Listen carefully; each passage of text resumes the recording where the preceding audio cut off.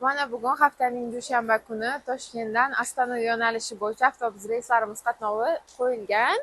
Davlat tomonidan muhimi, bu yo'nalishlarimizda Toshkentdan Balxash, Qaraganda, Petropolsk shaharlariga ham yetib olish imkoniyatlari mavjud. Agar sizga ham xuddi shunday davlat tomonidan qo'yilgan avtobus reyslarimiz kerak bo'lsa, bizning manzilimiz Toshkent shahar Sobir Rahimov avtovokzaliga kelib, ikkinchi qavatdan ofisimizdan biletlarni xarid qilishingiz mumkin yoki ekranda qoldirilgan ishonch telefon raqamlariga bog'lanib, masofadan turib joyingizni biroq qo'ying.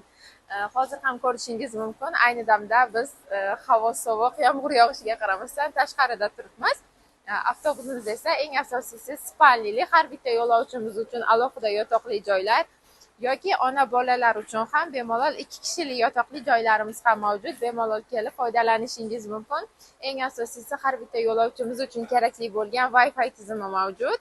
Keling, yaqinroqdan ichkariga kirib kuzatib ko'ramiz. Ayni damda hozir avtobusning ichki qismidamiz. Mana ko'rishingiz mumkin, har bitta yo'lovchilarimiz uchun shinam bo'lgan yotoq joylarimiz mavjud.